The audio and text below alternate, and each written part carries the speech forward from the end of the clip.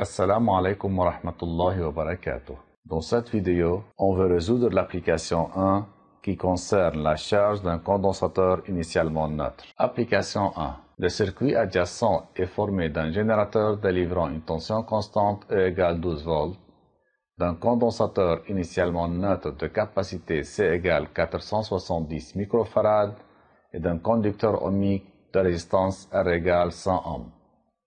Charge du condensateur.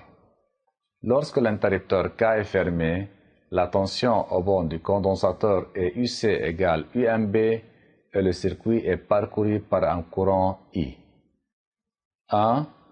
En utilisant la loi d'addition de tension, montrer que l'équation différentielle qui régit la variation de la tension UC en fonction du temps a la forme E sur RC égale UC sur RC plus DUC sur DT. On a UAB égale UAM plus UMB, où UAB est la tension aux bornes du générateur UG, UAM est la tension aux bornes du conducteur ohmique UR, et UMB est la tension aux bornes du condensateur UC. Donc l'équation sera UG égale UC plus UR et E égale UC plus RI avec Q est égal C fois UC et I égale dQ sur dt égale C fois DUC sur dt. En remplaçant l'expression de I dans l'équation, on obtient E égale UC plus RC fois DUC sur dt.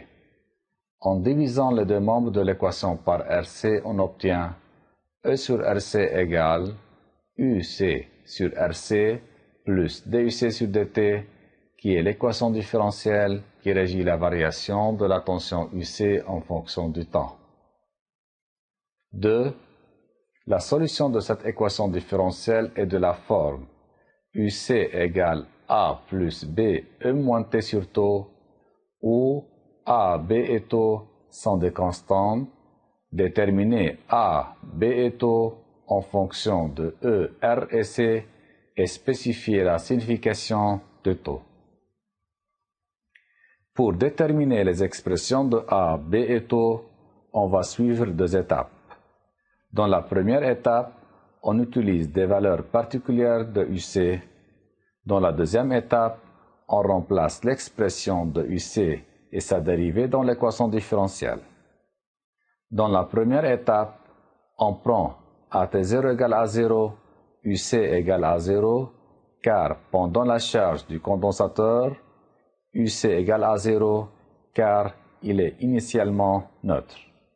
Alors, UC sera égal à plus B E moins 0 sur tau, avec E moins 0 sur tau égale à 1, donc A plus B sera égal à 0 et A égale à moins B.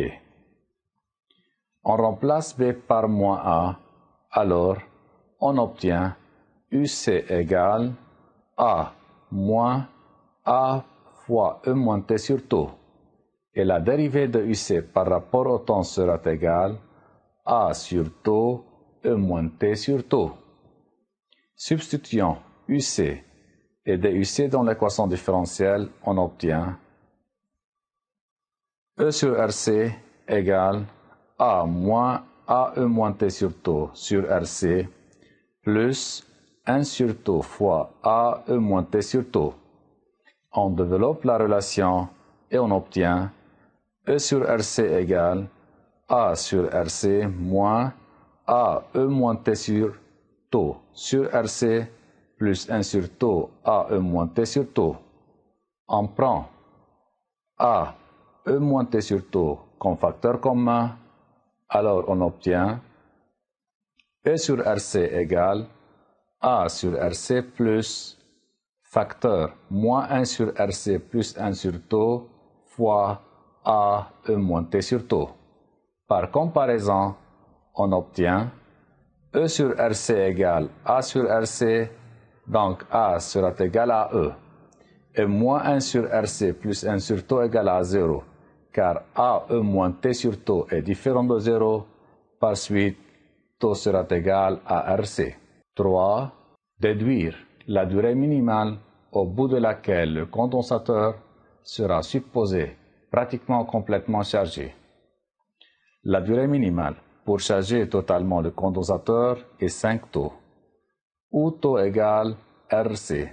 Donc, T sera égal à 5 fois RC égale 5 fois 100 fois 470 par 10 à la puissance moins 6. Par suite, T sera égal à 0,235 secondes. 4. Déterminer l'expression de I en fonction du temps T. On a I égale dQ sur dt et Q égale C fois UC.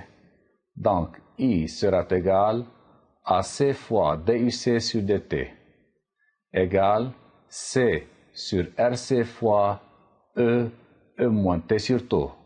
En simplifiant par C, on obtient I égale E sur R, E moins T sur RC, égale 12 sur 100, E moins T sur 0,047. C'est la fin de la partie 2 application. Merci pour votre attention.